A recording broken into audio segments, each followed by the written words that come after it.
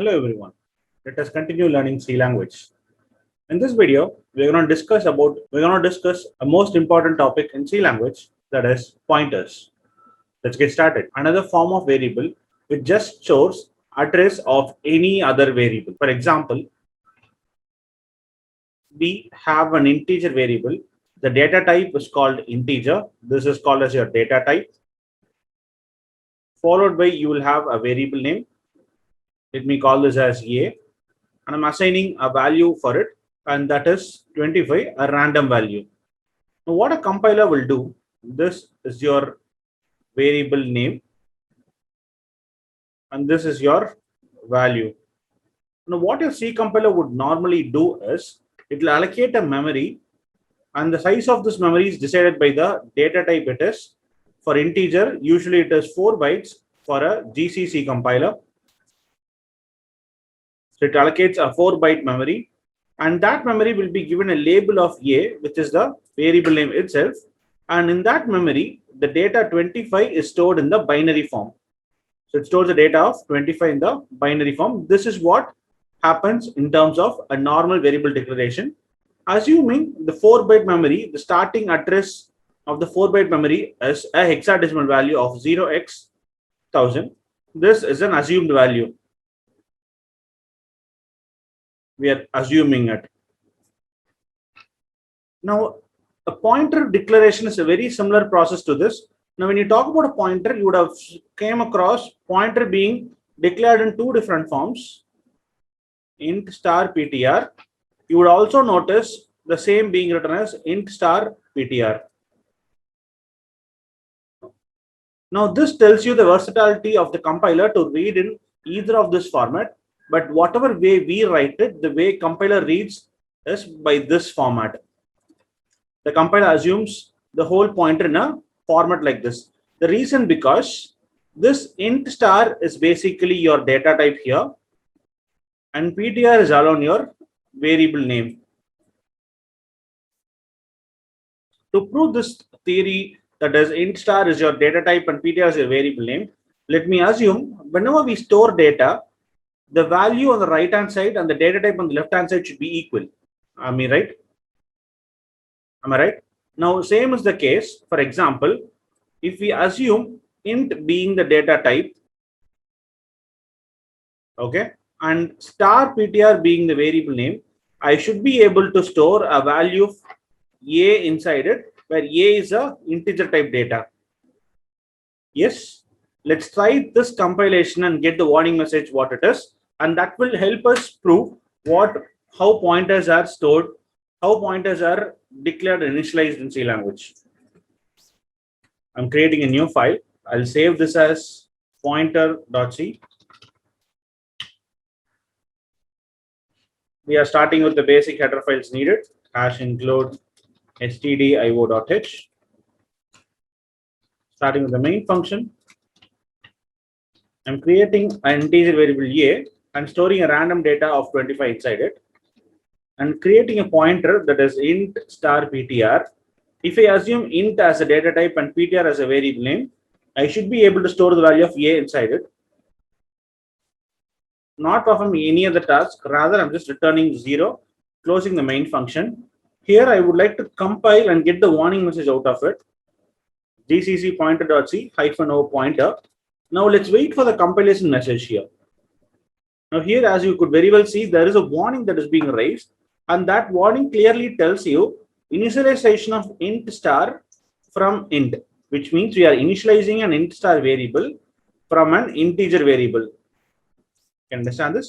Which means ptr is not just star ptr, it is int star type. So int star is a data type. Whatever comes inside this course is a data type, to data type, and this is your from data type. So in pointer, I can store only ampersand a, which is the address of a. Now, when I compile it, you will not get any error messages. Hope this is clear. So what is actually happening here is nothing but this ideology of int as a data type and star ptr as a variable name is false. Rather, the way compiler handles it is int star as your data type and PTR as your variable name. This is your data type, and this is basically your variable name. Now, what a compiler would do when it reads a line like this, it will initialize a memory. For int star type, what is the amount of bytes I have to provide? It provides 8 bytes of data to store addresses, because all the addresses are in form of hexadecimal data. And that particular memory will be named as PTR. And inside this memory, I'll store only addresses. And obviously, this memory block will be in a unique place inside the memory. I'll assume that memory as 0x2000. Now, let us take these two variables and see how the things are being done.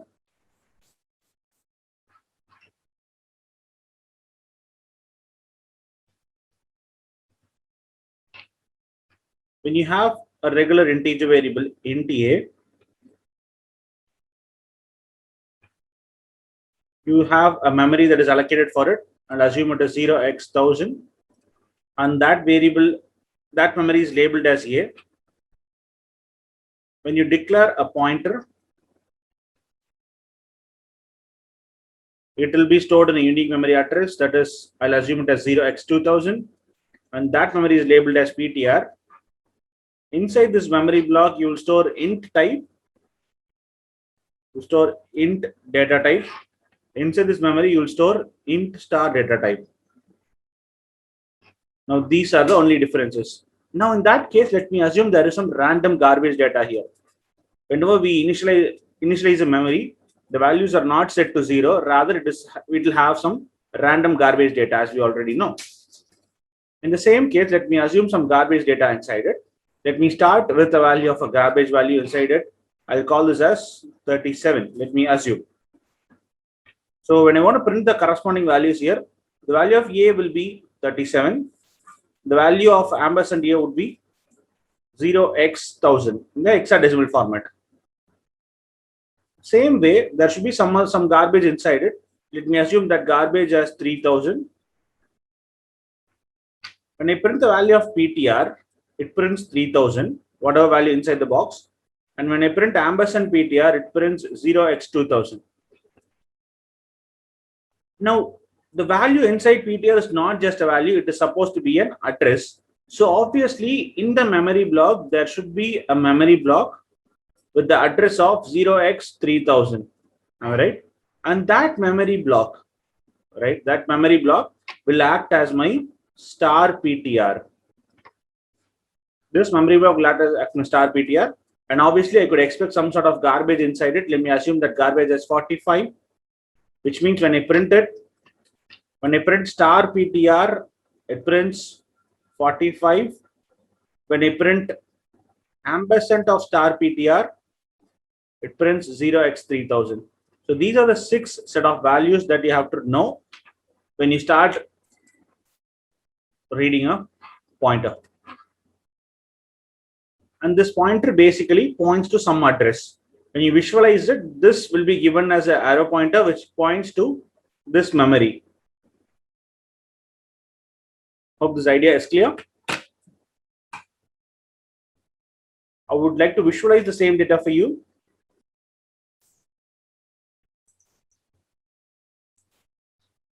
Let's start with the process of an integer variable int a. Since we would like to call some of the standard library functions, which I would explain shortly, I'll call a random number. I'll provide a random number. I'll assign a random memory.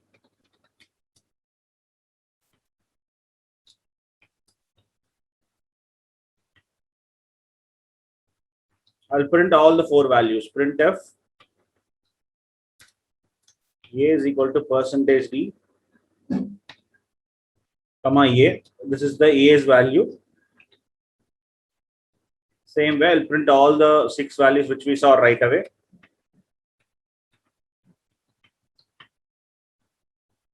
First is the value of A, then is the value of ampersand A. Ampersand A is in hexadecimal format. Ampersand A. Then it is PTR. PTR is again hexadecimal data. Then it is ampersand PTR. Ampersand PTR is also hexadecimal data. Then comes star PTR. Star PTR is your integer type data. Then comes your ampersand of star PTR. That is yet again hexadecimal data. Ampersand of star PTR. When things are done, I'll just return 0 in the new line character. Let's visualize it. When you start this process in the main stack, you'll see two variables. One is variable called A, another one is variable called PTR, where A is an integer variable, PTR is our pointer variable. When you call the random function, this rand function gives a random value for A, and this is a random value for A. When you call the second line, this gives you a random memory from the heap, and that memory will be pointed by this pointer. As you could see here, I've got a random memory from the heap. That memory is being pointed by this pointer. When you print A value, it will print this value. That is the A's value and its corresponding address. And it will print PTR value. That is, it will print this address. Whatever it's stored inside this pointer PTR, that will be printed right now. And it has printed 5402040. That is, it is printing the value inside PTR. And it'll store the, now we are printing the address of where this PTR is stored.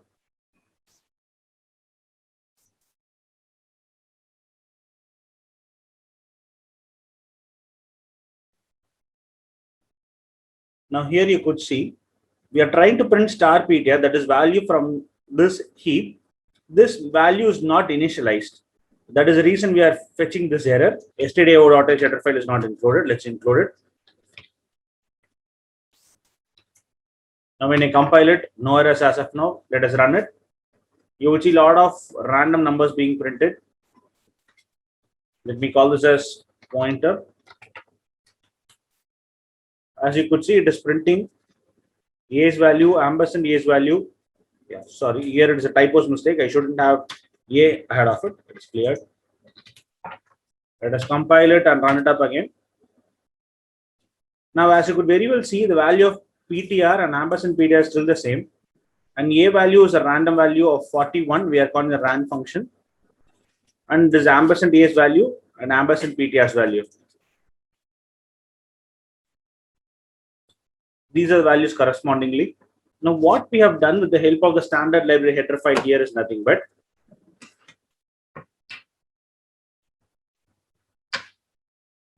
now the purpose of using the malloc function. Okay, malloc means memory allocation. The need of this memory is nothing but, see, now to have a random integer inside A, we called the function of rand, where this function gives you a random integer.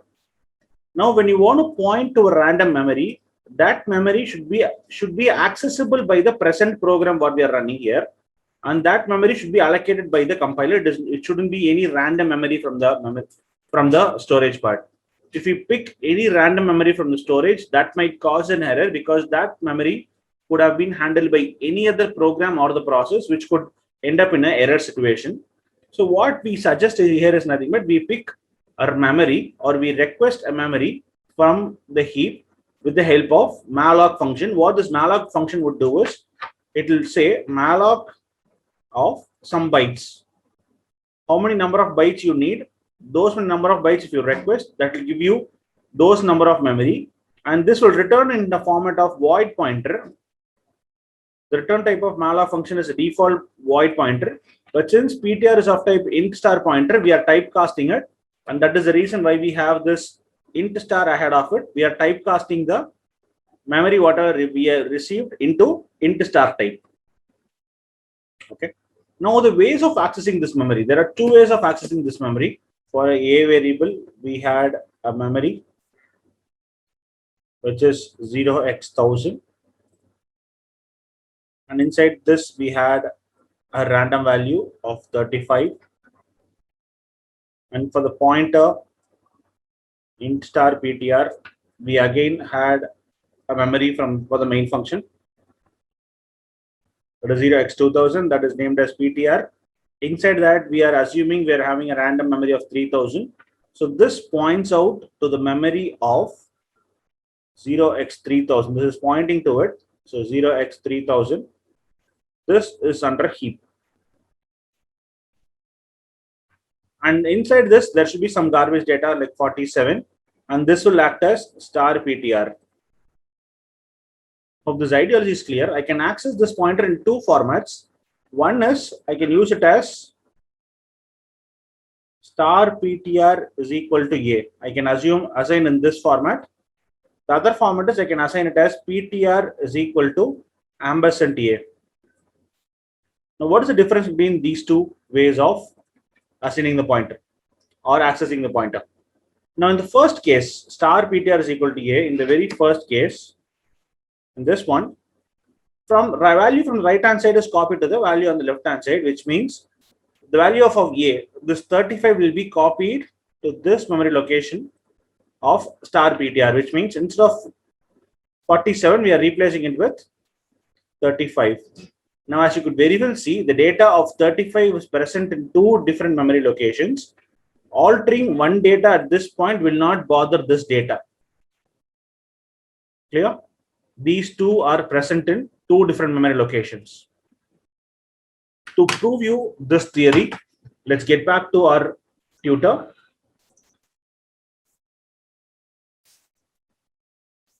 We will not just print the values, rather for the star PTR, I'll assign the value of A.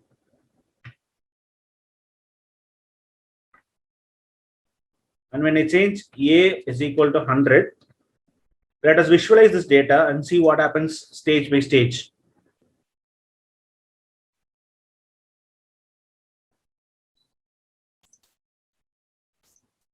So I have two variables, an integer variable and a pointer variable inside my main stack. And the random A has got a random number inside it. And PTR will point to a random heap memory.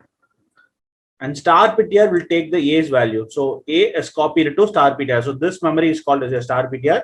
A is copied to star PTR. When I change A's value, because right now, as you could see, A is and this value is independent. It is A and this value is independent as of now. It is not disturbed. When I change the A value, obviously the array heap will not be changed. Only A gets changed because these two values are present at two separate memory locations. On the other hand, here, instead of making it as star PTR as A, we'll call this as PTR is equal to ampersand A. And at this juncture, let us see what happens.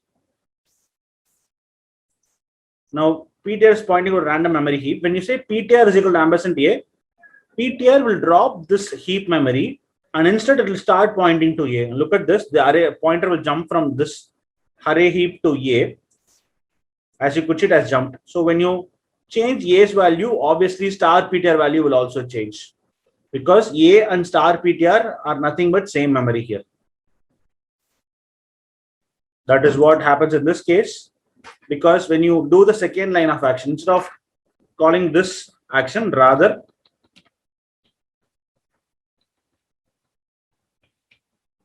when you do this action, when you do the second line of action, PTR is equal to ampersand A. So this is your ampersand A value, and this will be copied inside PTR. So this 3000 will be abandoned, and it would have stored 0x and 1000 inside it. Because of which, since this 3000 was present inside PTR, this memory was acting as star PTR. Now this will no more act as star PTR. This will be abandoned. Rather, this same memory will act as both A as well as your star PTR. So making any change to A will make changes to star PTR. Making any change to star PTR will make changes to A. And this quite good lines, star PTR is equal to A and PTR is equal to A, ampersand A. these are quite good examples of how your call by value and call by reference works in terms of functionalities. This is a pretty good example of call by value, and this is a pretty good example of call by reference.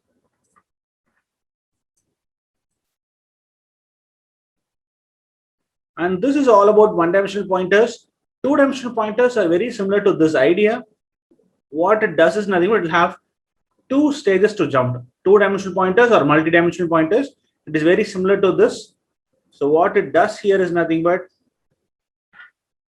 when it is a two-dimensional pointer, int star star ptr, okay, you'll have ptr will have its own memory 0x2000 ptr, and obviously there will be some kind of data inside it.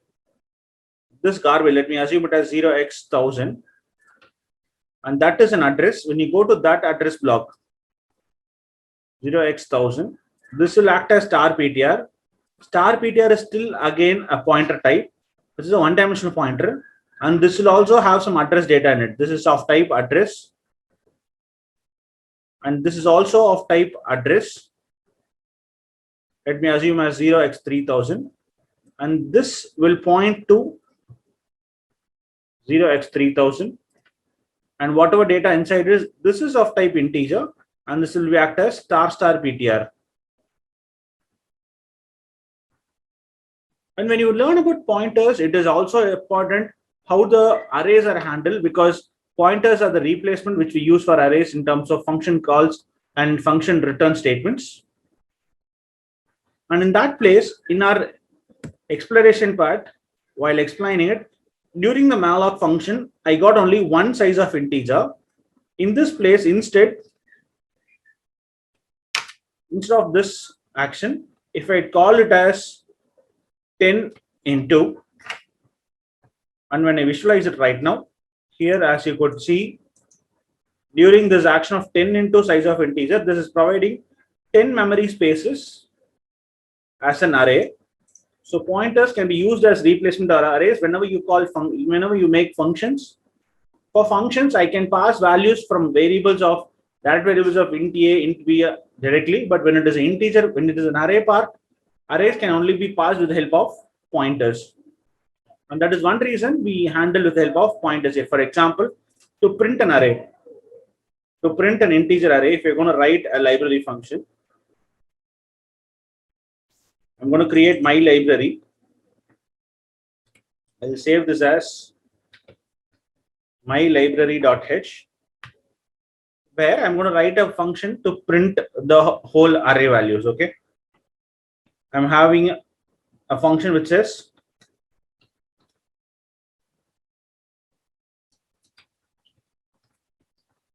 I'll have the header file here, or I'll just say void print underscore array. First, I'll get the size int size comma int star AR. So ARR is my array here. To print it, I'll print a new line character, printf /n for int I is equal to 0, I less than size, I plus plus. I'll print all the numbers with the space, printf. So I'm using printf statement, so I need the header file, hash include std io.h. I'll print %d and a space, comma, array of I value. And post after printing all the numbers, I'll print another new line character.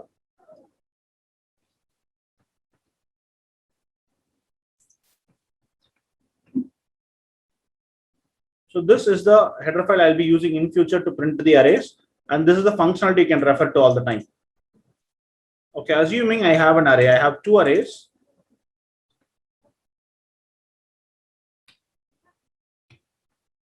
Arrays.c. I'll open up the old file which we created. I'll delete the existing data. Rather, I'll have two arrays. Int array of some size, I'll give only the values 56, 67, 89, 12, 50, 16, 87, and so on. I have my second array int BRR.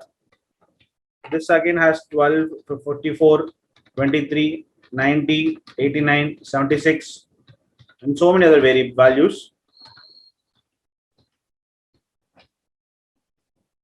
Okay, now to print it, I'll just call the print array function, which is present inside our local header file, which is hash include. We had this file called mylib.h. I'll just print it as print array of. I have to provide the size first, so I'll say size of ARR, comma ARR itself. I'm printing the ARR array first. I'll print the BRR array next.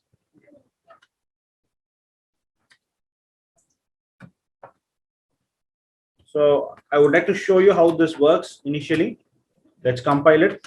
GCC space arrays.c -o arrays.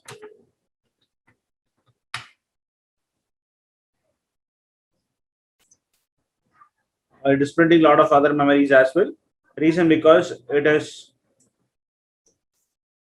taking a lot of 4 bytes as well. So I have to divide it by size of int also.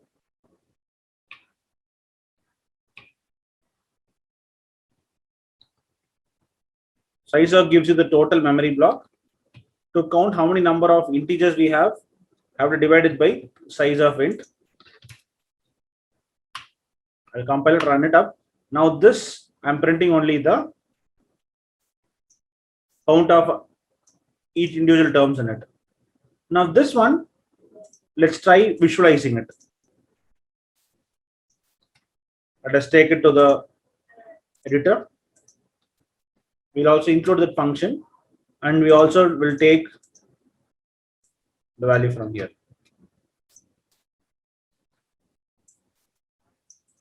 I'll remove this header file part. I'll take this header file to the top.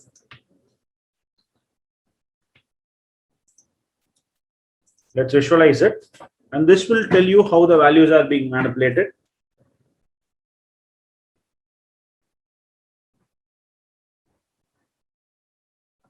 Now we have 2 arrays and the values are initialized. When you call this print array function, see what happens. In the print array function that has got 2 variables, 2 arguments, we'll call these as arguments, size and ARR. When you call it, this print array becomes a new memory block, and that has 2 arguments. One is size, which is basically integer variable, and the ARR, which is basically a pointer. And that pointer is made to point this ARR. It is pointing to ARR. So when you print the actions, ARR of 0, ARR of 1, it prints accordingly. It prints each and every value individually.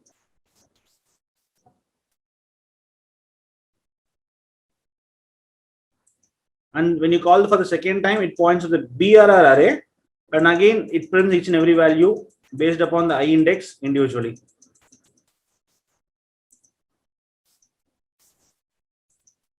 We can make a quick good correction to it rather than using it as ARR of I.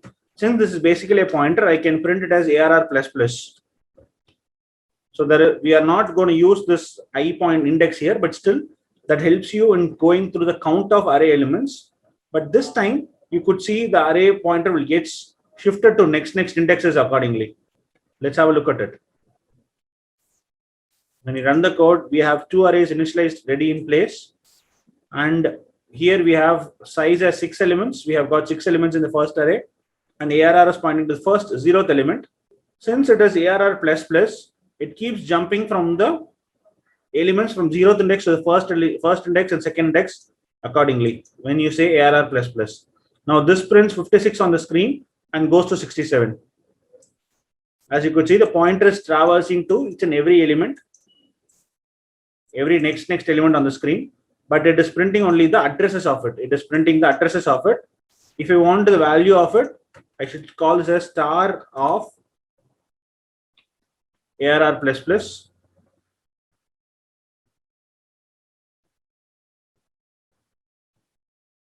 Now this will print in place the values of it.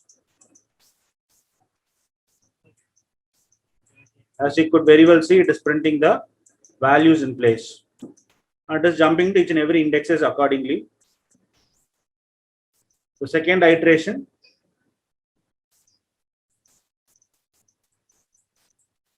again it is printing each and every value as it is pointing out to and going in order in sequence. The last iteration, it has stopped. It has come out of the print array function.